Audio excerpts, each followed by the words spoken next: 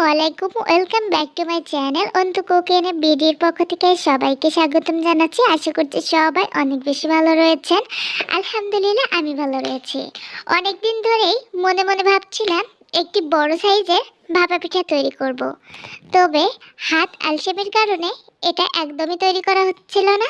গত বছরেও ভাবছিলাম, তবে ভাবতে ভাবতেই শীতটাই শেষ হয়ে গেল, এজন্য আর তৈরি করা হয়নি। তবে এবার মনে এক প্রকারের জেদ ধরেই বসেছিলাম যে এবার ভাপা পিঠাটা তৈরি করবই। তো দেখো, তো ফাইনালি কিন্তু আমি এই বিগ ভাপা পিঠাটা রেডি করে নিয়েছি। সত্যি কথা বলতে, আমরা যে ছোট সাইজের ভাপা পিঠাগুলো তৈরি করি তার থেকেই এই ভাপা পিঠাটার টেস্টটাই অন্যরকম ছিল। খেতে ঠিক কি মজা ছিল, না খেলে আপনারা একদম বুঝতে পারবেন না আমার মুখের ভাষাতে।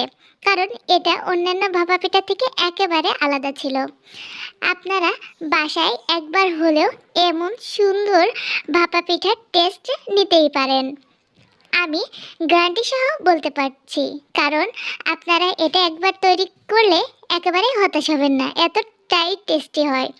তো ভাপা পিঠা তো খুবই সহজ জিনিস। আমি এখানে নারকেল নিয়ে নিয়েছি, গুঁড়ো লবণ দিয়ে মাখিয়ে নিয়েছি, আর পাটালি নিয়ে নিয়েছি।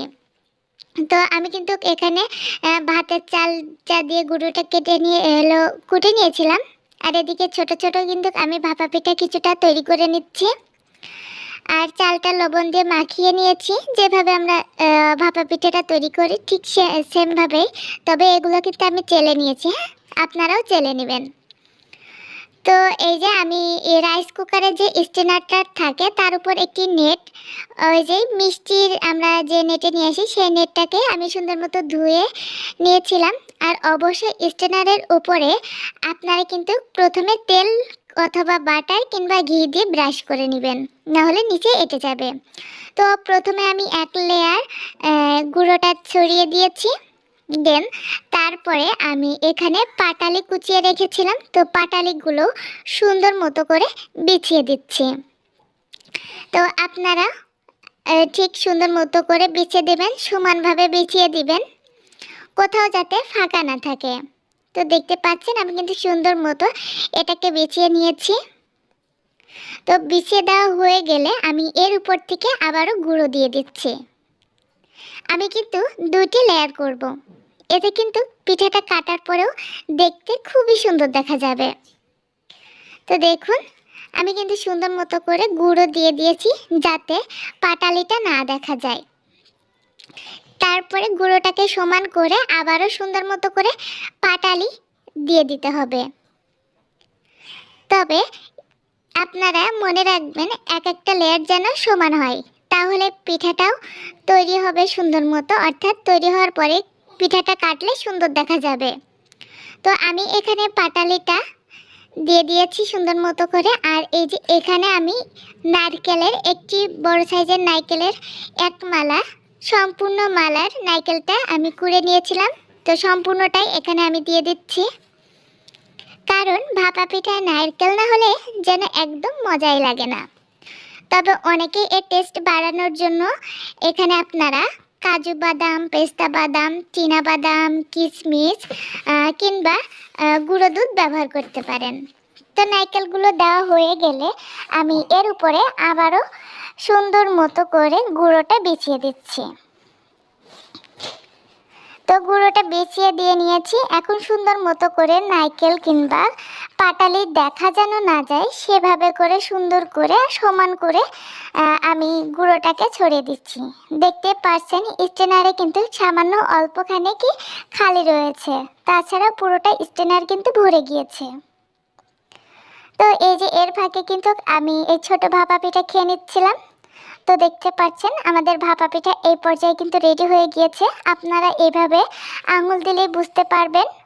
আমরা যেমন ছোট ভাপা পিঠাগুলো তৈরি করি ঢাকনা খুলে হাত দিলে বোঝা যায় নরম নরম। তো আমরা যেভাবে পুডিংটা মোল্ড আউট করি ঠিক সেইভাবে আমি প্রথমে স্ট্যান্ডারের উপরে একটি বড় প্লেট রেখেছিলাম, রেখে দেন আমি এটাকে প্লেটের উপরে উল্টে নিয়েছি। এখন আমি এর উপর থেকে নেটটাকেও সুন্দর মতো আলতো হাতে এটাকে বের করে নিচ্ছি। তো যেহেতু গরম গরম অবস্থায় আমি নেটটাকে করেছি, তো পিঠাটা এতটা নরম এতটা সফট হয়েছিল, দেখতে পাচ্ছেন ভেঙে ভেঙে আসছে। তো আমি হচ্ছে এই পর্যায়ে পিঠাটা কাটবো না, কারণ একটু ঠান্ডা করে পিঠাটা কাটবো, না হলে পিঠাটা আমি তুলতে গেলে কিন্তু পিঠাটা ভেঙে ভেঙে যাবে, কারণ এই পিঠাটা এতটাই নরম হয়েছে। যদিও আমি প্রথমবারের মতো তৈরি করছি, পিঠাটা আমি প্রায় 10 থেকে 15 মিনিট এটাকে ভাপ দিয়ে নিয়েছি, তবে আমার মনে হলো 15 মিনিটের আগেই পিঠাটা হয়ে গিয়েছিল। আর এটাকে আমি এখন সুন্দর মতো সাইজ করে কেটে দিচ্ছি। যাদের বাচ্চারা কেক খাওয়ার জন্য বায়না ধরে, তারা কিন্তু ইজিলি এইভাবে পিঠাটা তৈরি করে তাদের কেক খাওয়ার স্বাদটা মিটিয়ে দিতে পারেন। এইভাবে বাচ্চারা কেক কাটলে, অর্থাৎ পিঠাটা কাটলে ওরা কিন্তু কেক কাটার ফিলটাই নেবে, আর এই পিঠাটাও কিন্তু কেকের কোনো অংশে কম হবে না। তো আমি এটাকে হাত দিয়ে তুলতে গিয়েছিলাম, তবে এটা এতটাই নরম ছিল হাত দিয়েও তোলা যাচ্ছিল না। আমি যে সময় পিঠাটা তুলছিলাম এখনও কিন্তু এটা গরম অবস্থায়, দেখতে পাচ্ছেন ধোয়া উঠছে। আর মাশাল্লাহ মাশাল্লাহ মাশাল্লাহ বলতে কেউ ভুলবেন না, দেখতে পাচ্ছেন ভিতরের লেয়ারটা কতটা সুন্দর হয়েছে। তো এই যে দেখুন, এইভাবে আপনারা কিন্তু মেহমানদারিতেও কিন্তু আপ্যায়ন করতে পারেন এমন সুন্দর পিঠাটা সার্ভ করে। আর ভিতরটা যে কতটা সুন্দর হয়েছিল, আর এটা যখন আমি ভাপে দিয়েছিলাম খুব সুন্দর স্মেল বেরিয়েছিল। আর এই যে দেখুন মাশাল্লাহ, দুইটি লেয়ার কিন্তু খুব সুন্দর মতো বোঝা যাচ্ছে। আমি এই সাইডটাতেও করে নিয়েছি, তবে এই যে এই পিঠার সাইজগুলো অনেক বড় বড় হয়েছিল। এটা এক পিস খেলে আর একজন যদি এক পিস খায় তার কিন্তু আর এক পিস খাওয়ার ক্ষমতা রাখবে না, অর্থাৎ মানে এতটাই বড় হয়েছিল। বেশ আমার কাছে ভালো লেগেছে। তো আমি এই পিঠাটাকে প্লেটের এক সাইডে রাখছি, তো অপর সাইডে কিন্তু আমি আর এক পিস পিঠা রেখে দিচ্ছি। তবে এই পিঠাগুলো চাইলে আপনারা মাঝখান থেকে আর এক পিস করে নিতে পারেন, সেটাও কিন্তু বেশ বড় বড় পিস হবে। কারণ আমার হচ্ছে যে রাইস কুকারে স্টেনারটা করেছিলাম, সেটি হচ্ছে 3 লিটারের রাইস কুকারের স্টেনারে করেছিলাম, এজন্য পিসগুলো বেশ বড় বড় হয়েছে। তবে এটা একটা খালেই কিন্তু এনাফ, তার পিঠে খাওয়ার স্বাদ কিন্তু একবারে মিটে যাবে। এটা টেস্টি এত সুন্দর হবে আমি কল্পনাও করতে পারিনি। পিঠাটা খেয়ে তো একেবারে অবাক। অবশ্য আমাদের বাসার সবাই খেয়েও কিন্তু খুবই খুশি হয়েছিল। তো বন্ধুরা, তোমাদের যদি পিঠা সংক্রান্ত আর কোনো প্রশ্ন থেকে থাকে অবশ্যই কমেন্টের মাধ্যমে জানাতে পারো, আমি রিপ্লাই দেওয়ার চেষ্টা করব। তো বন্ধুরা, আজকের এই ভিডিওটা তোমাদের কাছে কেমন লেগেছে অবশ্যই কমেন্টের মাধ্যমে জানিও। ভিডিওটি ভালো লাগলে অবশ্যই আমাকে সাপোর্ট করবা। তোমাদের সাপোর্ট পেলে আমি অনেক দূর এগোতে পারবো ইনশাআল্লাহ।